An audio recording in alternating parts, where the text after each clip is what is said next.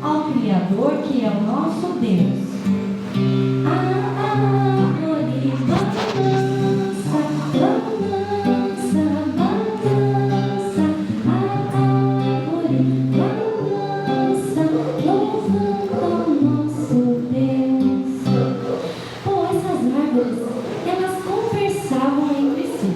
Lembra que é a nossa imaginação. Então, na nossa história, a árvore fala. E a árvore, uma falou para a outra assim: estava pensando, sabe? Quando eu crescer, eu quero ser um berço bem lindo para carregar um príncipe. Ai, eu já estou vendo eu lá de berço carregando um príncipe. Porque as árvores, vocês sabem, as árvores elas servem para fazer móveis, né? Elas crescem, aí vai alguém lá, corta a árvore e leva ela embora para fazer móveis, né? E ela ficou pensando que ela queria ser um berço de um príncipe.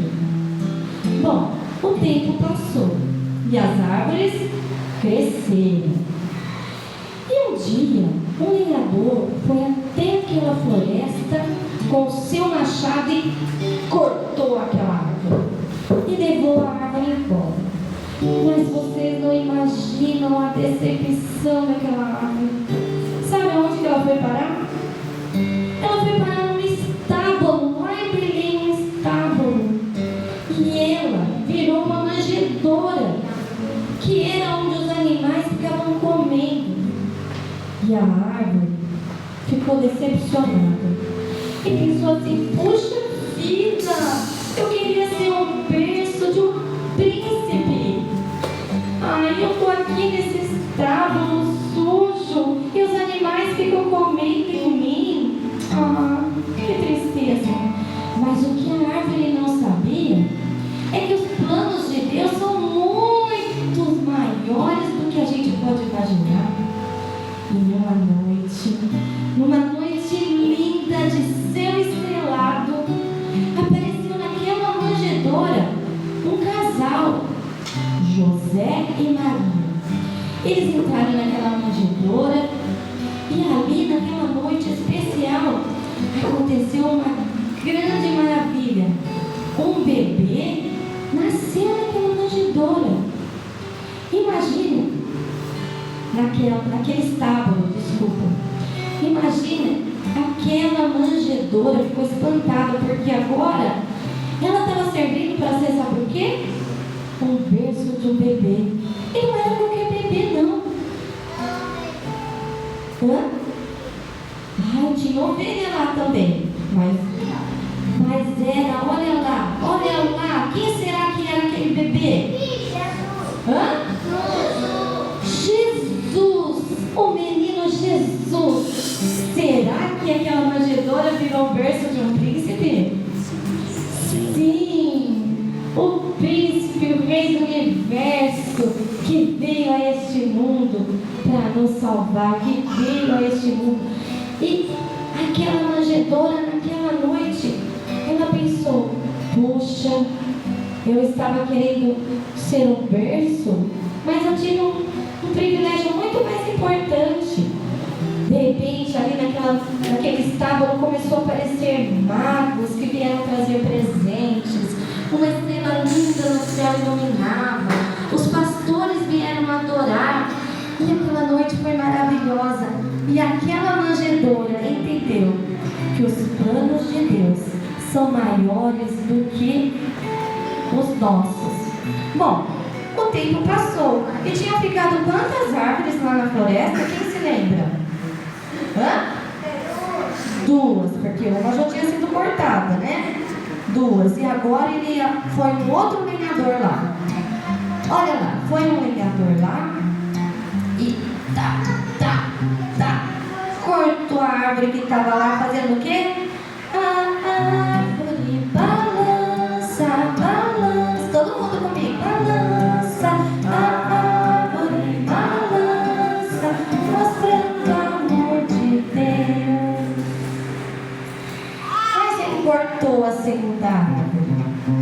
E aquela segunda árvore, ela tinha um plano. Sabe o que ela queria, aquela segunda árvore? queria ser um barco, um navio bem grande para navegar no mar. Será que o sonho dela ia se realizar? Ela pensou: ai, agora eu vou ser levada e vou ser um barco enorme, vou carregar as pessoas de um lado para o outro. Mas sabe para onde ela foi levada? Para o mar da Galileia. Ela foi levada para o mar da Galileia e ela foi ser o barco de um pescador chamado Pedro. E um dia, aquela árvore estava ali pensando, estava triste, chateada, e falou assim, aquela árvore que agora era barco, né? Pensou assim: poxa vida, eu queria tanto ser um navio e agora eu sou um barco. E um barco de um pescador que nem pega peixe. Porque esse Pedro aí, ele ficou a noite inteira pescando e não pegou nada.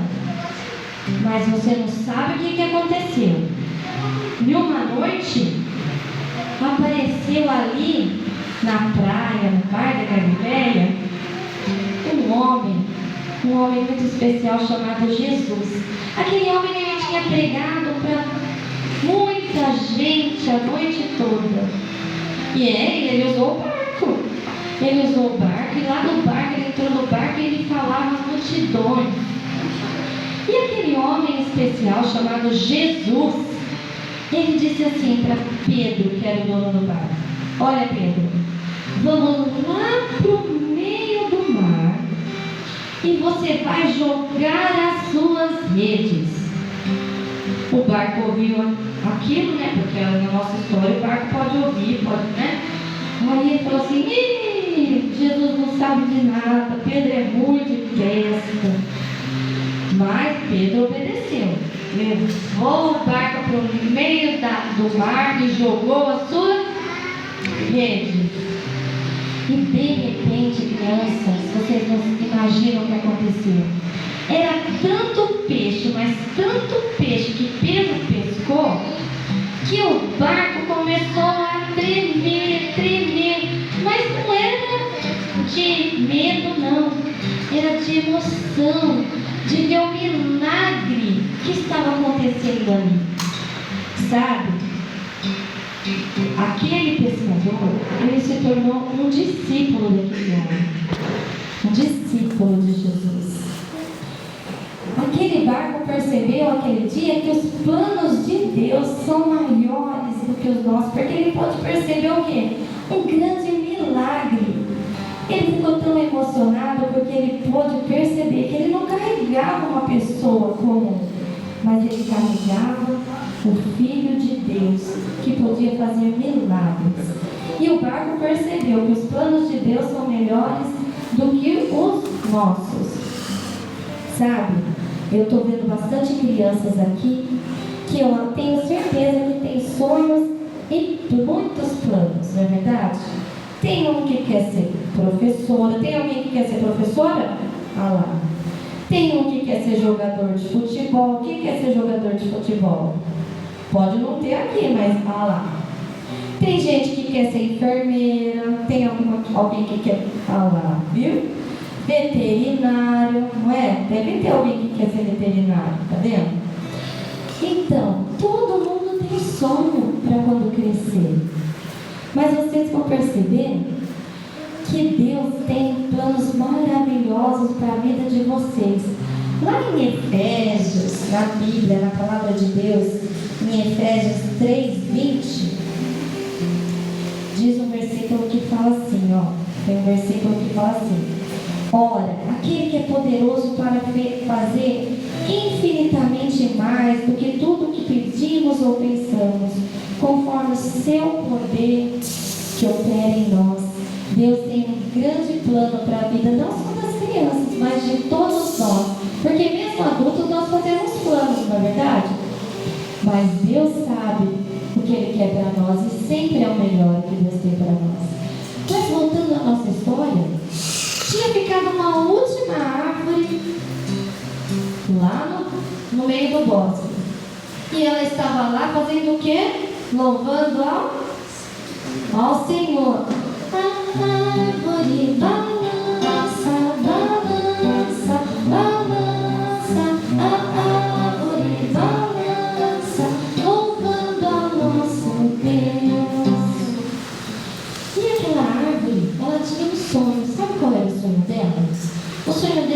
ficar ali, no meio daquele bosque, quietinha e apontando para Deus. Ela não queria ser cortada. É um bom plano, não é? Ficar sempre ali, apontando assim para Deus, ficar quietinha. Mas Deus tinha um plano maravilhoso para a vida daquela árvore. E um dia, um lenhador foi lá na floresta de novo e cortou a última árvore. O tempo tinha passado. E aquela árvore ela foi levada para uma cidade chamada Jerusalém. E aquela árvore, ela falou: o que será que vão fazer comigo? Levaram ela para um lugar e cortaram, tiraram a casca daquela árvore, cortaram ela no meio e fizeram dela uma cruz. E ela ficou triste, chateada e pensou assim: puxa vida, uma cruz é usada para a morte.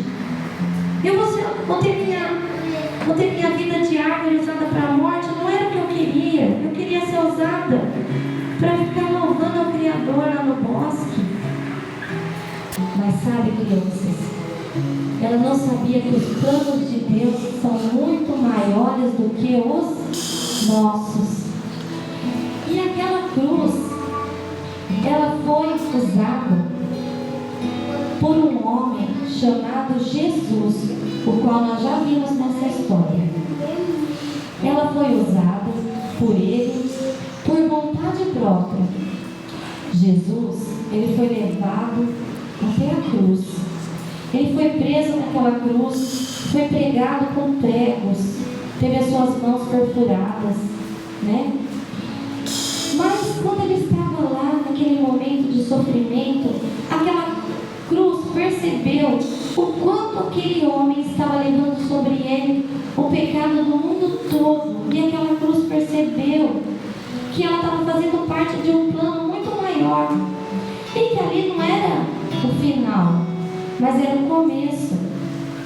Porque quando ela estava lá, de repente, tudo escureceu. O céu estremeceu. E lá no templo, no Santo dos Santos, a Bíblia fala que o véu se rasgou. E agora, todos nós teríamos acesso total ao nosso Deus, através da morte de cruz de Jesus. Aquela cruz percebeu que o plano de Deus para ela era muito maior e muito melhor, que ela fazia parte do plano de Deus de salvação para cada um de nós. Sabe, a palavra de Deus, mais que em Romanos 5, diz o seguinte: justificados, pois, mediante a fé, temos paz com Deus, por meio do nosso Senhor Jesus Cristo, pelo qual obtivemos também acesso pela fé a esta graça, na qual estamos firmes.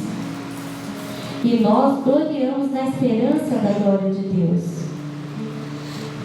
E fala também que Deus prova o seu próprio amor para conosco, pelo fato de Cristo ter morrido por nós, quando nós ainda éramos pecadores. Todos nós somos pecadores, nós precisávamos que Jesus desse a sua vida por nós lá naquela cruz. Aquela cruz, ela fez parte de um plano maravilhoso. E hoje, nessa tarde, nós estamos aqui reunidos, não é à toa. Nós estamos aqui reunidos porque Deus tem um plano. Deus tem um plano maravilhoso para cada um de nós.